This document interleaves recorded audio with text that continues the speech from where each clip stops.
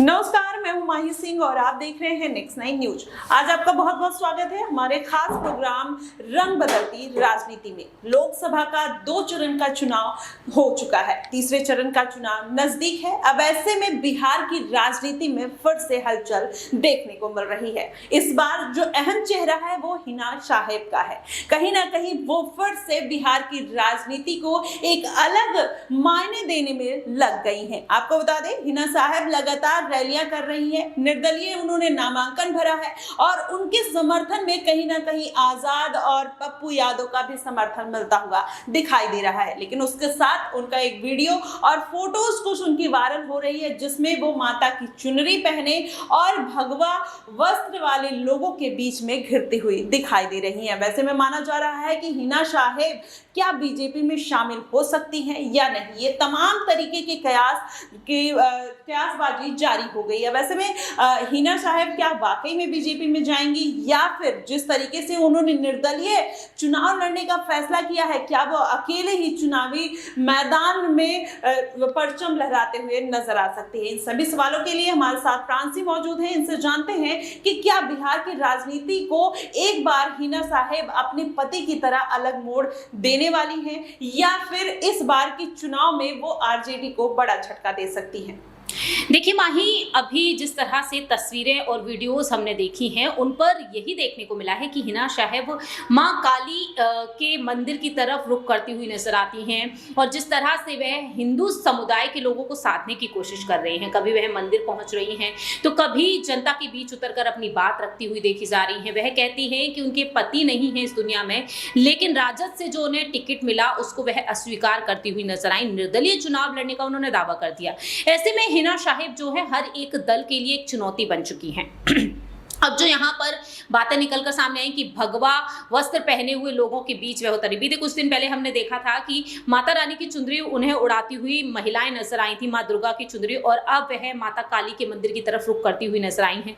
हिना साहेब का कहना इस पर साफ तौर पर रहा है कि सभी रंग हमारे हैं और उन सभी रंगों को मैंने एकजुट कर लिया है, यानी कि सभी धर्मों को एकजुट करने की कोशिश उनकी तरफ से जारी है। हिना साहेब ने यह तक कहा कि सभी लोग उनके साथ हैं, जो सीवान की जनता है वो उनकी मालिक है। यानी कि हिना साहेब ने साफ तौर पर कह दिया है कि मालकिन मैं नहीं बनूंगी, बल्कि लोग यहाँ पर मालिक हैं, वो भी मेरे मालिक बन चुके हैं। और ऐसे में सीवान जिला जिस ओर जाएगा उस ओर ही वह जाती हुई नजर आएंगी। तो हिना साहेब ने ये बात तो साफ कर दी है कि जनता के साथ है वह।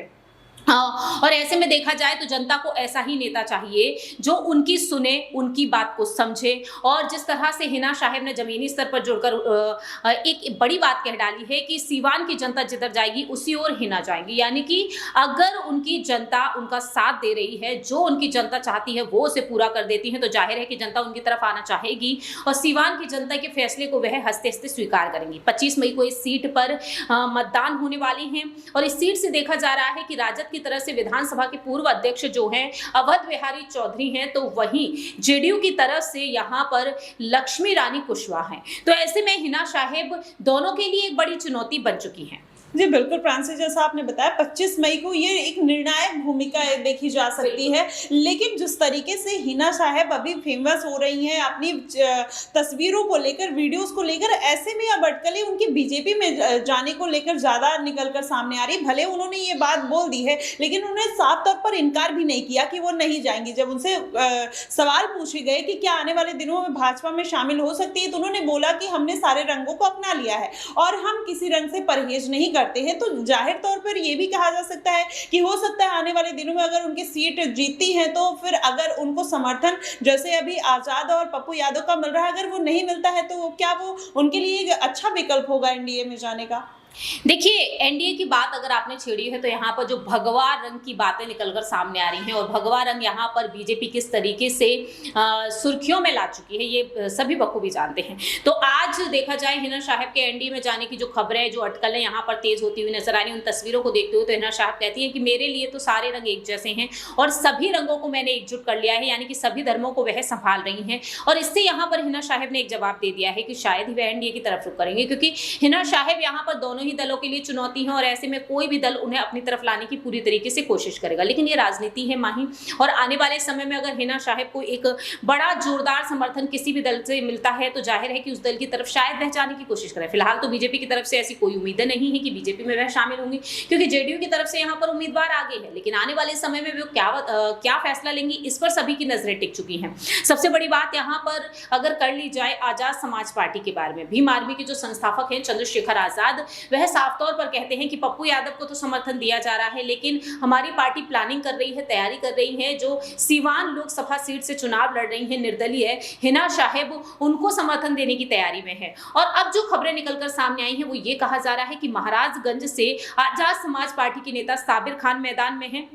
ऐसे में चंद्रशेखर आजाद जल्द से जल्द बिहार की तरफ रुख कर सकते हैं, क्योंकि महाराजगंज, वाल्मीकि नगर, नालंदा, समस्तीपुर और काराकाट सीट, इन पांचों ही सीट पर चंद्रशेखर आजाद ने अपने उम्मीदवारों को उतार दिया है। और ऐसे में कहा जा रहा है कि पप्पू यादव को जो उन्होंने समर्थन दिया वह समर्थन हिना साहिब को भी मिलेगा। वीडियो साझा की गई, पत्र लिखा गया पप्पू यादव के लिए, जनता से वह खुद अपील करते हुए नजर आए हैं वीडियो के जरिए। और ऐसे में हिना साहिब के लिए जल्द से जल्द उनका समर्थन देखने को मिल सकता है। कहा जा रहा है कि बिहार के दौरे पर चंद्रशेखर आजाद नजर आएंगे और उस दौरान कहीं ना कहीं हिना साहिब को भी समर्थन दे सकते हैं। जी बिल्कुल, ऐसा मालूम पड़ रहा है। और जिस तरीके से ये पूरा मुस्लिम वोट या फिर अन्य वोटर्स जो हैं उनको साधने की पूरी कोशिश, चाहे चंद्रशेखर आजाद की कर लीजिए, चाहे पप्पू यादव की कर लीजिए, चाहे हिना साहिब, ये सब जमीन से जुड़े हुए नेता हैं। और चाहे आप शहाबुद्दीन की भी बात कर लीजिए, जब वो जनता के बीच में उनका जो जनाधार था वो बहुत ज्यादा था और वो बहुत गहरा था, और कहीं ना कहीं वही उनकी जो एक कहिए विरासत को संभालते हुए हिना साहिब नजर आ रही हैं। और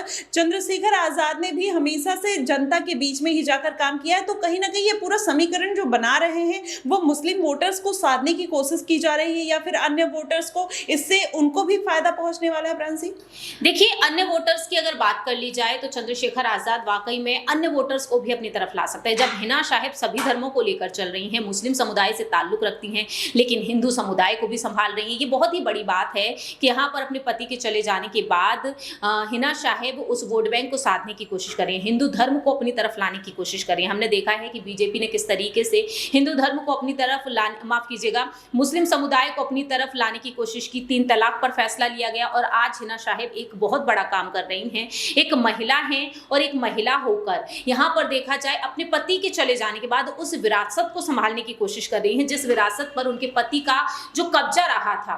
और दूसरी ही तरफ एक और बड़ी बात ये हो जाती है माही कि वह एक पार्टी चुनाव चिन्ह पर चुनाव लड़ते हुए नजर आए, लेकिन हिना साहिब बिना पार्टी के, बिना चुनाव चिन्ह के चुनाव लड़ रही हैं। निर्दलीय वह उतर चुकी हैं मैदान में, और ऐसे में हिना साहिब ने हर किसी को बड़ी चुनौती दे दी है। तो चंद्रशेखर आजाद यदि उनके साथ आ जाते हैं, एक ऐसे उम्मीदवार के साथ आ जाते हैं जो हर एक वोट बैंक को, हर धर्म को लेकर साथ में चल रही हैं, तो चंद्रशेखर आजाद को जाहिर है कि यहाँ पर ना सिर्फ दलित और मुस्लिम बल्कि बाकी के वोट बैंक का सहारा भी मिलता हुआ नजर आएगा। जी बिल्कुल, चंद्रशेखर आजाद जिस तरीके से पूरी सियासी रणनीति बिछाया है उन्होंने, चाहे आप नगीना सीट की बात कर लीजिए, वो बिहार में एंटर उन्होंने किया है, तो वहां पर भी वो कहीं ना कहीं अपने वोटर्स को साधने के लिए ये तमाम तरीके की गणित लगाते हुए नजर आ रहे हैं। अब ऐसे में देखना होगा कि चंद्रशेखर आजाद इस बार अगर वहां पर उनको हिना साहिब को सपोर्ट करते हैं तो उनका जनाधार कितना मजबूत होता हुआ दिखाई देता है।